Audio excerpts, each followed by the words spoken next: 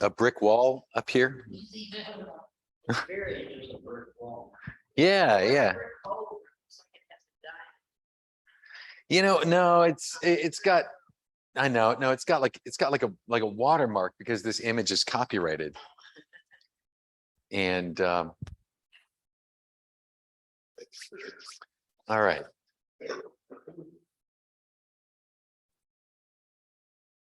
So 3 priests were driving to a priest convention.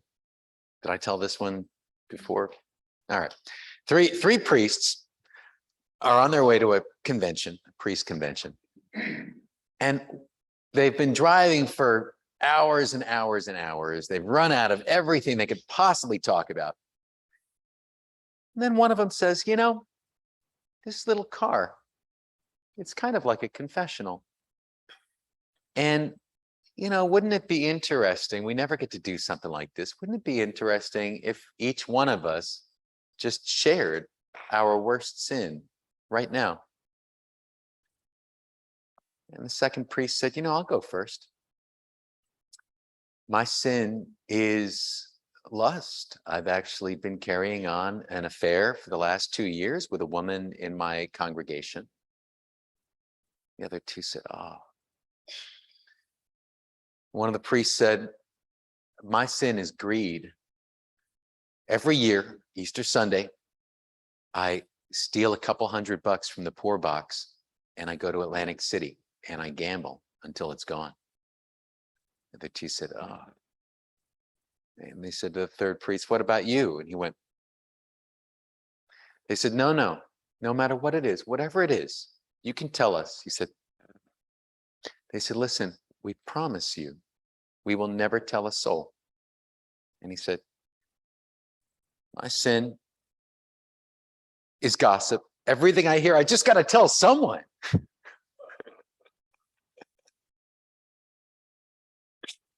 All right, good. So we hadn't heard that one before.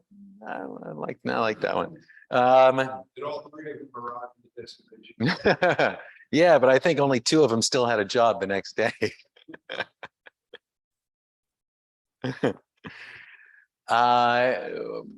So in our last month, we were talking about North American prehistory. And, you know, it looks like the first human beings came to the Americas. Some say 15,000, some say 25,000 years ago. It was a time when there was a temporary land bridge connecting Asia, Siberia, with Alaska. And that some hunters, like mammoth hunters, crossed this bridge. They didn't really know it, and they found themselves here. And here I've put a photo comparison. If you look at these 2 images, and one of them is of a Siberian, one is of a Native American. I think if they weren't labeled, we might actually have kind of a hard time telling them apart. If you think about, you know, like kind of the classic Native American face, Native American features, it's very much like an Asian face. And the first people who crossed this bridge, these hunters, they kept going south and they kept finding that the climate kept getting better and better until they found themselves here in South Central America, which actually, if we were looking, you know, further east, we would see this is the same climate as Central Africa. And that is where all of humanity originated. That was where the human experiment began. And so they found this paradise here, which turns out to be humanity's natural habitat. And then they were so prosperous there that population pressure caused some people to relocate back up northward. And that is how we end up with human populations kind of all around here. This we could say is like the less desirable land. I'm sure all of us here, we live in Western New York. If we could live in Central America, we would. But Central America is full, so we live here instead.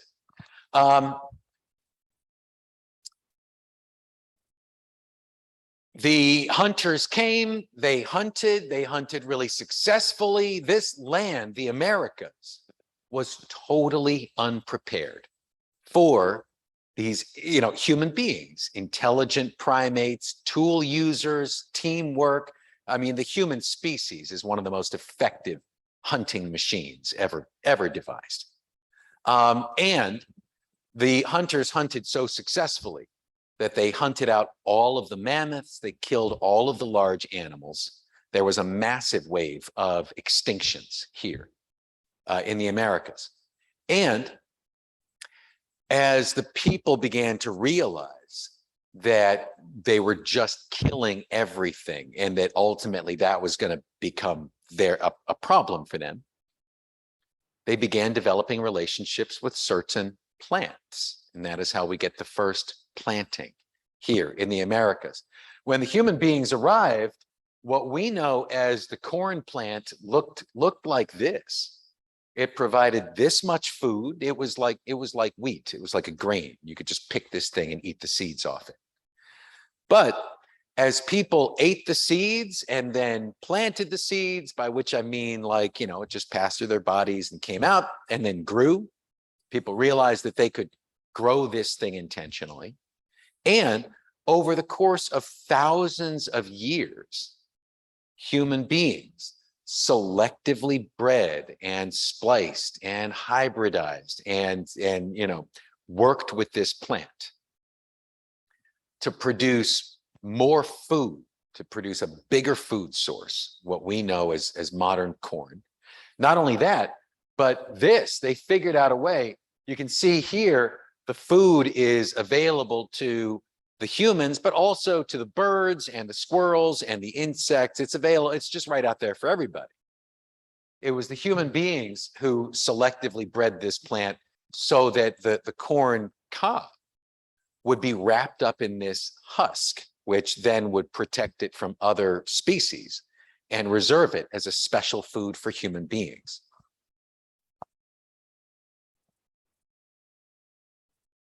Once people started producing this food surplus, this extra food, not only extra food, but corn can be dried, it can be stored, you can produce it in massive quantities. Then people started building cities. They started building these places where they could have their cornfields. And then they could have, in some cases, these protected cliff cities. In some cases, these kind of large monuments surrounded by cities. People started trading, not just trading food, but also trading manufactured goods using the highways of America. Using the rivers of America as trade highways. So this is a period when we start to see a lot of commerce. We start to see like stones and shells that come from here and they travel all the way up and they are part of, jewelry here. Things are just moving all over the place. There were massive experiments in city building, division of labor, commerce, just like when we think of the rise of agriculture in the Middle East or in Egypt and how all of this stuff starts to happen. All of that was happening here in North America. It was happening, of course, in South America too. However, here in North America, something very strange happened. Centuries before the Europeans arrived, all of this stuff had been abandoned. It was all empty. The giant monuments were just left neglected. And to give you a sense of the size of this, I showed a size comparison last week. This is a human-made mountain. It's a pyramid with a base actually larger than the pyramid, the famous pyramid of Giza in Egypt. This tiny thing here is an automobile passing by it. And this is a human-made mountain that was made by human beings just carving out blocks of dirt and stacking them. These famous cliff cities had sat abandoned. Hundreds of miles of irrigation canals that had been dug in the Southwest in order to move water around to water, just massive agricultural fields. All of this stuff, it was all empty. It was just all a ghost town. Uh-huh. Yeah. What can I do? I think this was about 1,000 years before Christopher Columbus, that people made this. This was 500 years before the Europeans had arrived. So these things that we're looking at here, these are kind of over the span of the last 3,000 years. Now, when the Europeans arrived, they found something very different. All of this stuff was in ruins. As a matter of fact, it took the Europeans a long time to even figure out that the ancestors of the Native Americans had even built these things. It was sitting empty. What the Europeans found instead was people who were living in, in like houses of wood or clay or, kind of whatever was around. They found that instead of massive kingdoms and hierarchies, they found little tribes of people. When the Europeans came, the most powerful of the Northeast tribes, the League of the Iroquois, was the leader. And in the vision of the legendary peacemaker, he had said, "We bind ourselves together by taking hold of each other's hands so firmly and forming a circle so strong that if a tree should fall upon it, it could not shake or break it, so that our people and grandchildren shall remain in the circle of security, peace, and happiness." Essentially, what seems to have happened was that peoples of North America who had accomplished like all of this, like very complex hierarchical societies, like kingdoms, had just left it all behind and had decided to do this instead. It decided to live in small communities of mutual support. So when we think about like big kingdoms with big monuments and structures and all of that, very impressive stuff, what we got to think about is, what would it be like to be the poorest person in one of these massive, massive ancient kingdoms? As opposed to, what would it be like to be the poorest person in like a little 200-person tribe? Well, in a little tribe, there really is no poorest person, because everybody has to look out for everyone. So what happened to these experiments? Why were they abandoned? The best theory that I've ever come across is that it just doesn't seem to have made people very happy. And so people just walked out and they said, we're going to do something else. This presents to us one of the great riddles of human history, because when we see people going from like homeless, nomadic, wandering hunter foragers to building some like massive metropolis with a giant pyramid and a big city and big agricultural fields, we can easily identify that as progress. We can say there has been human progress here. However, the riddle is this: when we see people abandoning this to start doing this, to start living in like little wooden shacks in little communal, villages. And they're not building big pyramids, and they're not hauling tons of stone around, and they're not growing, massive, massive amounts of surplus food. Could we say that this was a form of progress? Well, that's a really tough one, because I think, in our culture, from our perspective, we might say that there was progress, and then progress started going backwards, back to something more primitive, back to something more simple.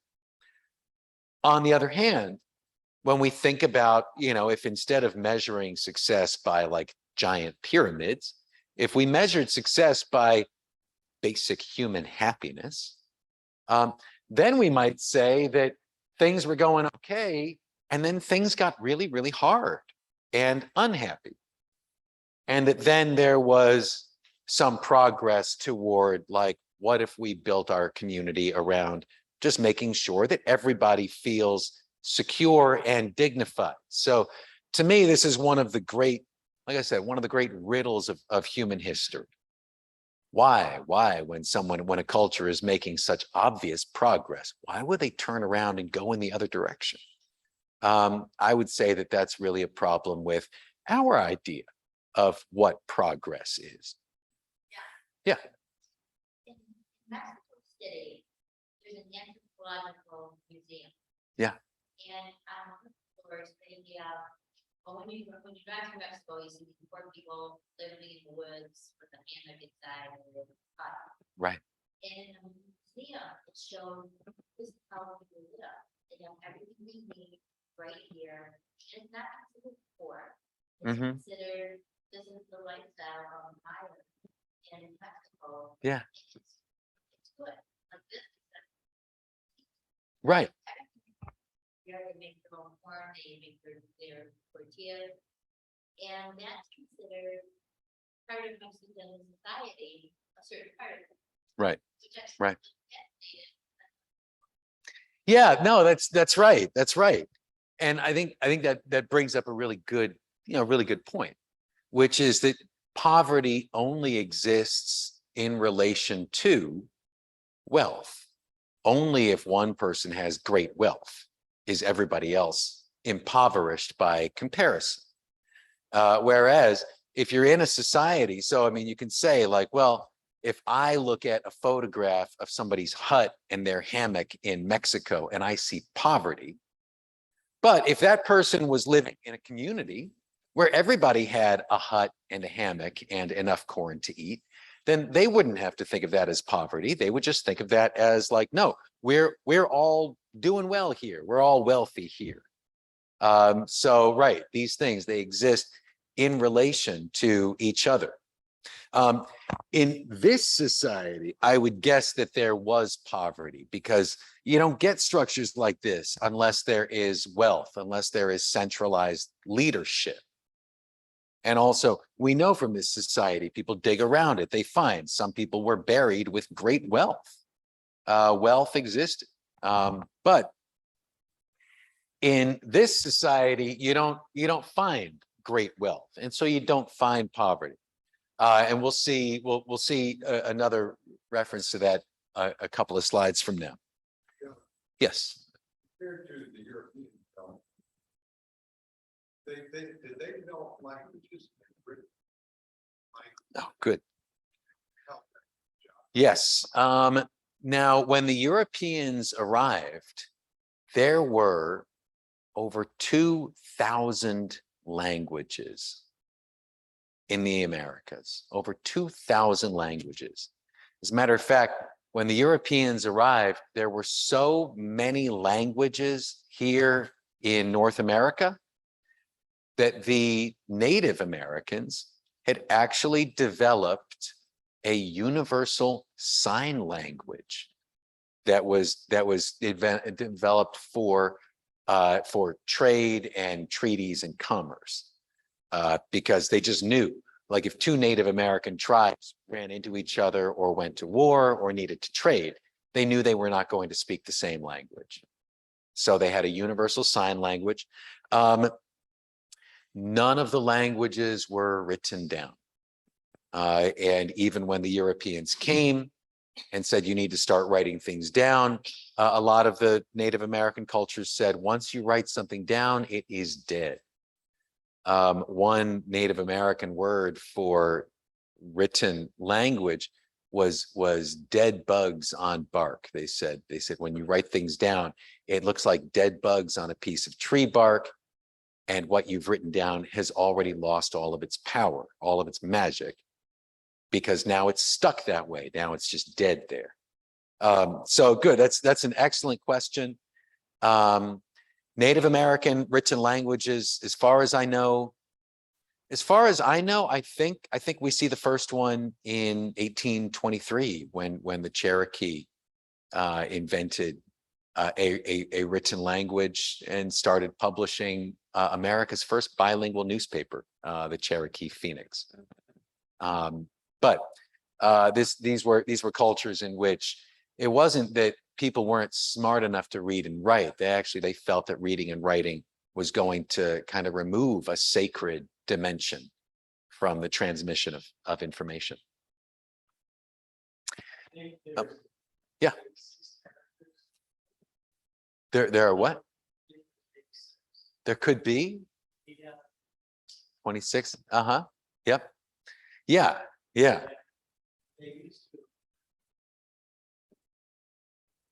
So, yeah, I think that was the name of it.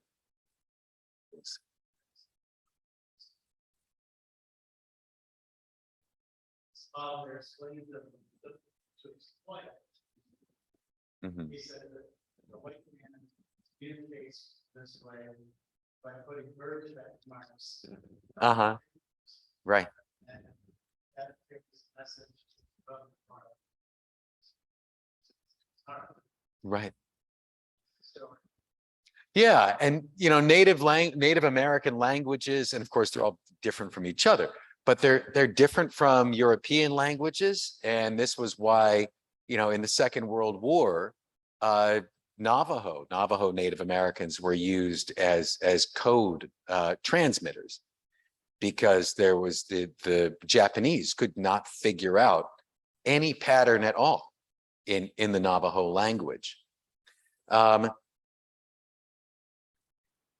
So when the Europeans arrived, there seemed to have been about 75 million people. That'd be 2/3, 50 million down here, because remember, this is the land that's just more supportive of human beings. But maybe 25 million up here.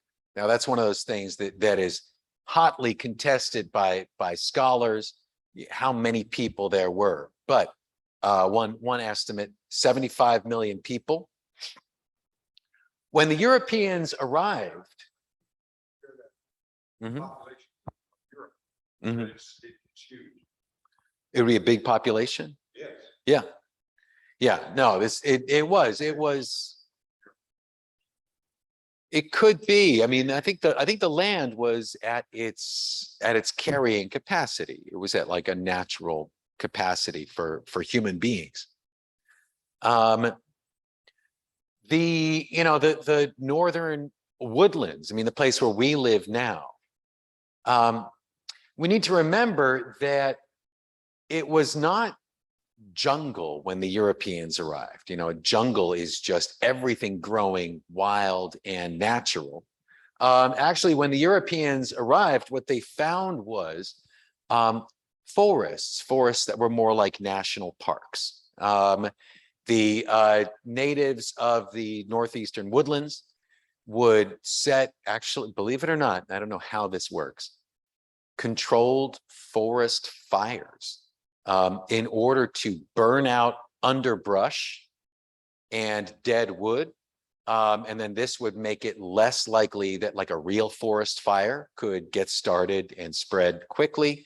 Burning out the underbrush made it easier to hunt animals, to avoid snakes,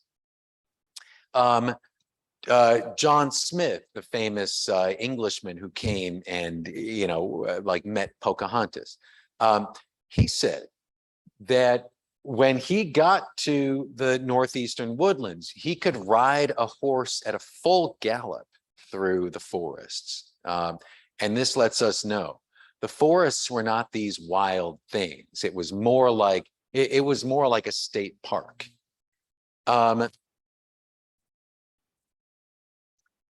The natives who had figured out how to build these monuments and do all of this stuff, they seem to have dedicated themselves to forestry, kind of shaping the forests. And although most Native American tribes did not domesticate animals, except the dog,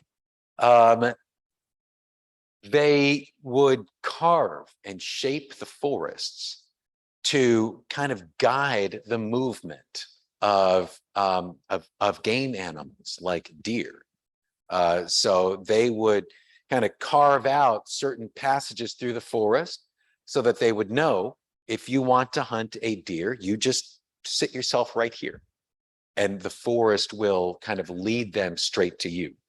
And this meant that the natives of the Americas did not have to domesticate animals. And as we'll see in a future lesson, a lot of the diseases that came here with the Europeans were diseases that came from living with livestock and kind of living among livestock animals, which the Europeans, who had like lived with pigs and and goats for thousands of years, had immunities to certain like animal-borne sicknesses. And this was part of the reason why when the Europeans came here and just breathed on the natives had no immunities to animal-borne sicknesses because they didn't live with pigs in their houses. So a French Jesuit priest who encountered Canadian natives in the 1650s wrote, "There are no poorhouses needed here, because they are neither vagrants nor beggars. Their kindness, humanity, and courtesy not only makes them generous with what they have, but causes them to possess hardly anything in common." So as we were saying a minute ago, for the Europeans, it was very strange to come to this place where they looked around and they saw material poverty. They said, nobody seems to have a lot of stuff. However, even though people don't have a lot of stuff, they're not miserable about it. And they don't feel poor because nobody has a lot of stuff. And what people have, they just share in common. The Jesuits, as you may or may not know, but the Jesuit missionaries, the French Jesuits, are kind of famous for their intelligence, for their learning, for their study, and for their ability to learn languages very quickly. This was why the Jesuit order was so selective. You had to be able to pick up foreign languages very quickly. So when we think about the history of the Americas, the English who came here did not learn Native American languages. Some of the Scots who came through the Americas had to learn some Native languages because they were living on the frontiers. But our best documentation about what the Native Americans thought of the Europeans comes from the French Jesuits, because they would arrive here and they would, as quickly as they could, they would start learning Native American languages so that they could not instantly, but quickly begin communicating. One of our first recorded Native American speeches comes from natives speaking with Jesuits who had learned their language. And we get this, I think, a really interesting view of the difference, how the natives and this is just north of here, saw themselves in relation to the Europeans. I'm going to read you this quote, and some of it I know is going to be too small to read along with. So French traders in Nova Scotia were insulting the native land and culture, and then they tried to impress the natives with the grandeur of Europe. And a chieftain responded, "You reproach us very inappropriately that our country is a little hell on earth, in contrast with France, which you compare to a terrestrial paradise, in that it yields to you, so you say, every kind of provision and abundance. Are you then wise to leave it? And why expose yourself in all seasons to the storms of the sea in order to come to a strange and barbarous country which you consider to be the poorest and least fortunate in the world? Besides which, we are fully convinced of the contrary. We scarcely take the trouble to go to France because we fear with good reason that we will find little satisfaction there, since we see in our own experience that those who are natives of France leave it every year in order to enrich themselves on our shores. We believe further that you are also incomparably poorer than we are." He continued, "Here you find the means of relieving the misery and poverty which oppress you. As for us, we find all our riches and conveniences among ourselves, without trouble, without exposing our lives to the danger of your long voyages. And while feeling compassion for you, we wonder at the anxieties and cares which you give yourselves night and day in order to load your ships. Which of these two is wisest and happiest? He who labors without ceasing and obtains only with great trouble enough to live on, or he who rests in comfort and finds all that he needs in the pleasure of hunting and fishing?" So this is a quote from 1676. But here, I think we get this really fascinating view of wealth and poverty and the meeting of these two cultures, and how for the natives to see these poor, filthy, bedraggled sailors come off of their ships and start grabbing things and like dragging stuff to the shore, the natives felt really bad for them. They said, "You people are crazy and you're making yourselves really unhappy. And no, we don't think France is better because then you wouldn't have come here." So I guess this is also a good example of that native sense of humor. We do have, stories about, natives being like, wow, like really blown away by what the Europeans had. Did the Dutch really buy Manhattan for $24? Actually, yes. They showed up with like $24 worth of beads and trinkets, and they found some natives and said, "Will you sell us this land?" And the natives said, "Yeah, fine, good, yours, take it." However, the Dutch had actually met the natives of modern Brooklyn, who sold Manhattan because it wasn't theirs and they didn't care. They just took the $24 worth of beads and laughed and left. Now, of course, the natives of Manhattan, when they came back and they found the Dutch setting up a camp, they were furious. And so the Dutch settlers had to build a wall. They had to build a wall across the island to keep the furious natives from taking back their land. The wall is now gone, but let's see if we can get this.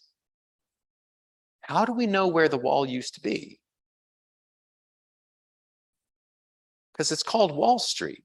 Wall Street is the site of that wall that was built across the island of Manhattan, because the natives were so angry about the Dutch. I mean, of course, this was the Dutch had named it New Amsterdam because it was Dutch. When we think about the invasion, when we think about the Europeans, coming in large numbers, the English invasion, it's easy to look at the English invasion and say, like, this happened because the white people wanted the land. Actually, it's a little bit more complex than that. As Howard Zinn reminds us, the elite of the Puritans wanted the war. The ordinary white Englishman did not want it and often refused to fight. The Indians did not want the war, but they matched atrocity with atrocity. Think about this for a moment. If you're thinking about like the Virginia colony or like the Jamestown colony, if you're thinking about one of these colonies, most of the white people in these colonies were people who had just been pulled out of debtor's prison. Debtor's prison was where they locked you up if you couldn't pay your taxes. Some of them were just criminals, but it was like the people, most of the English who came to the Americas in the first colonies were people who didn't own anything, people who had lost their lands, their familial lands, to the English elite. And they knew that if they took the natives' land away, they were not going to get it. It was just going to accumulate in the hands of a few rich people. So if we actually look back through the journals, the diaries, the documents from the colonial period, what we find over and over again is the Englishmen in the colonies saying, this land, we all know that it belongs to the natives.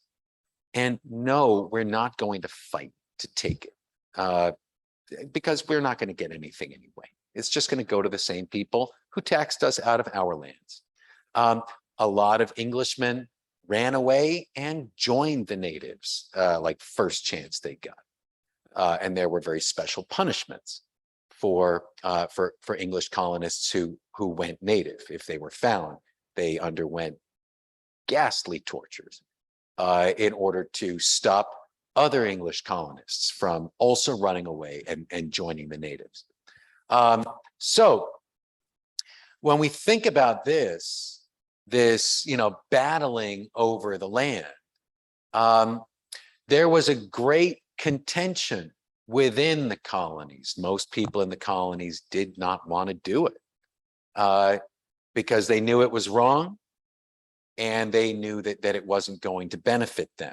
It's actually, Disney's Pocahontas has a lot of contentious things in it. But one of the things that this Disney cartoon actually does pretty well is it shows the division between the settlers, where most of them did not feel that it was the right thing to do to fight the natives and take their lands. However, there were people in leadership positions who knew that they had a lot to gain and who did kind of push for this violence. But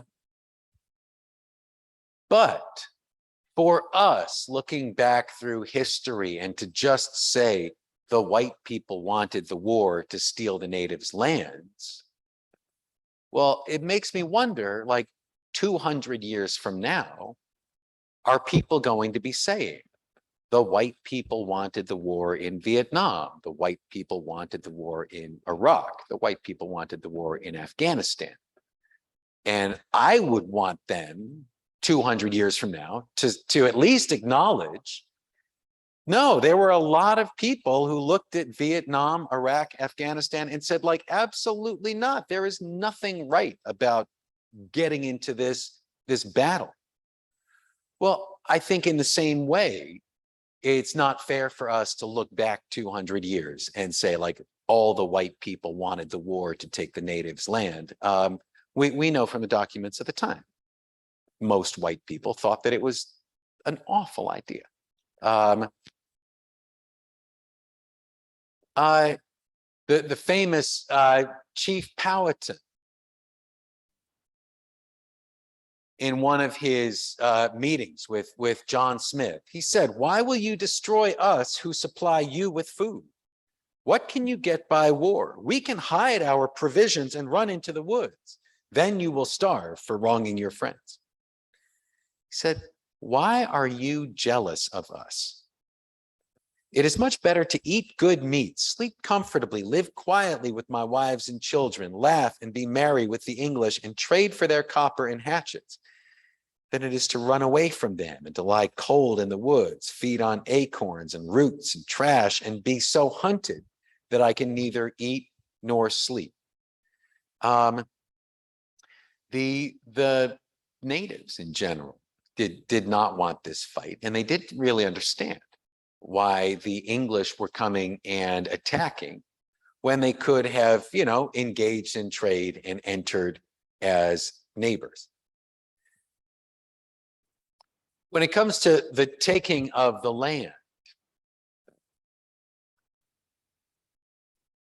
and convincing the English, both at home and here, that it was okay, even though most people felt that it was wrong to take land away from the natives. The governor of the Massachusetts Bay Colony, John Winthrop, created the excuse to take Indian land by declaring the area legally a vacuum. The Indians, he said, had not subdued the land and therefore had only a natural right to it, but not a civil right. A natural right did not have legal standing. What he's saying is that because the natives did not have written laws, he's saying that therefore law does not exist here. He's saying that because the natives did not have private property and did not have like property deeds either in England or in the Vatican, that therefore they were not actually landowners. What he's saying is that the Native Americans only had squatters' rights, that they only had the rights of whatever right it meant just to be there at the time. But that then as soon as somebody could draw up a deed, a contract, that would automatically beat out the natives' right to the land. He also said that the natives clearly could not claim ownership of the land because they had not subdued it. He's using a biblical word here. In the book of Genesis, when the first human beings are created, God's first commandment is be fruitful and multiply and fill the earth and subdue it. That means fill the earth and take control of it, turn it into a plantation.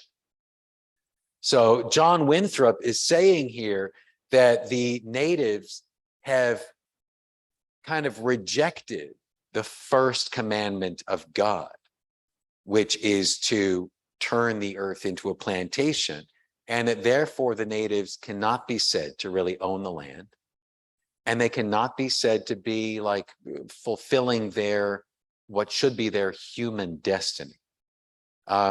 So this is one of those things where we're starting to see that racism, and we're also starting to see the kind of like cold legalistic thinking that would be used against the natives. However,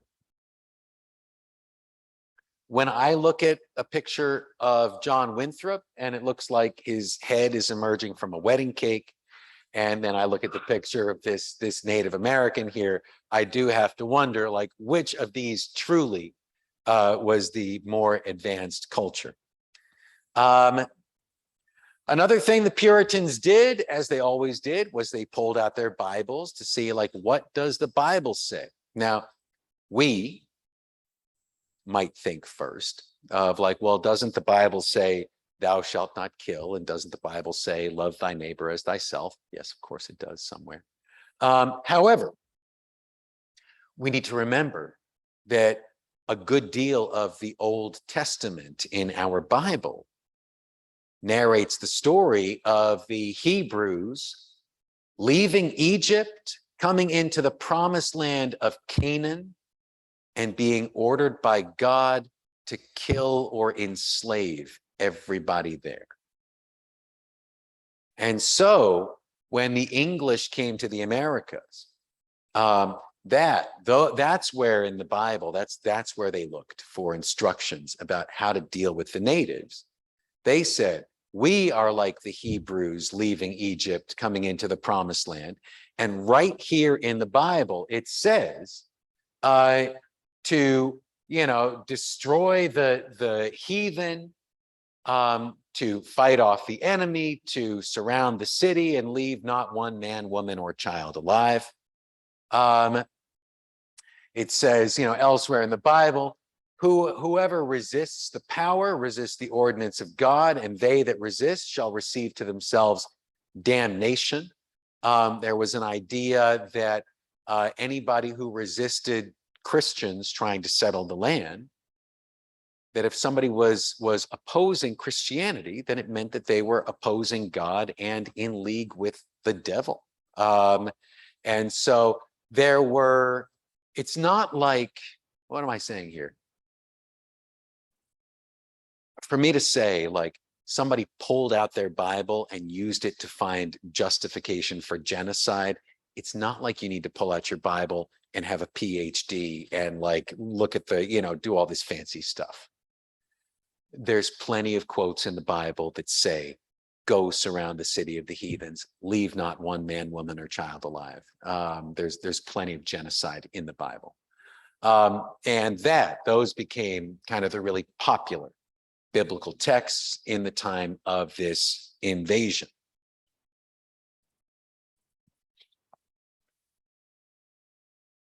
The European, we got to think about this for a minute. The European has always presented the Native American as a primitive wild animal.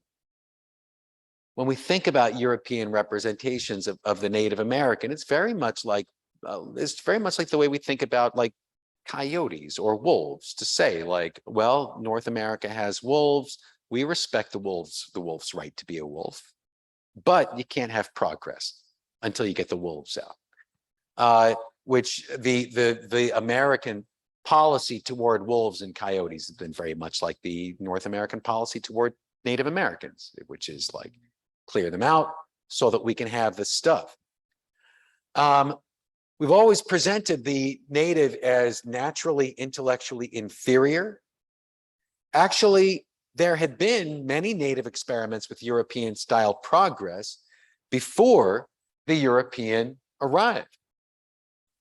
When I look at this, I see progress. I see something that I find to be as impressive as, the pyramids of Egypt or South America or the ziggurats of Babylon.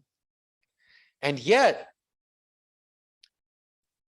native North American, like prehistoric monuments, I find them to be certainly less famous. You see less pictures of them. I think it's because we still kind of cherish this myth that the Native American was inferior and couldn't do it, that the Native American was incapable of progress. Because if we have a myth that tells us that the Native American was incapable of material progress, then that kind of makes us feel better about saying there had to be progress here and the Native American had to be removed. That's why I think we don't really hear about Native North American prehistory.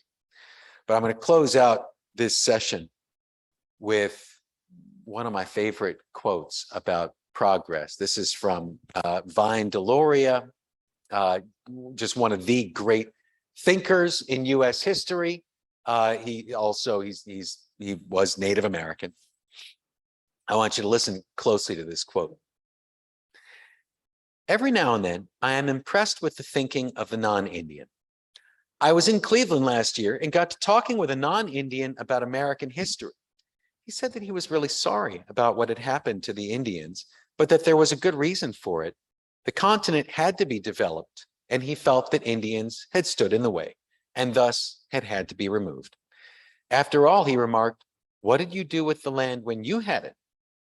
I didn't understand him until later, when I discovered that the Cuyahoga River running through Cleveland is inflammable. So many combustible pollutants are dumped into the river that the inhabitants have to take special precautions during the summer to avoid setting the river on fire. After reviewing the argument of my non-Indian friend, I decided that he was probably correct. Whites had made better use of the land. How many Indians could have thought of creating an inflammable river?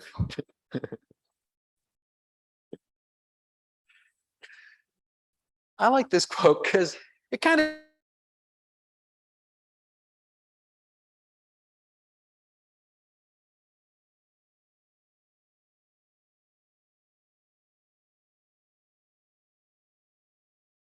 time with some Native American and Iroquois history. So I thank you very much. I look forward to the next one.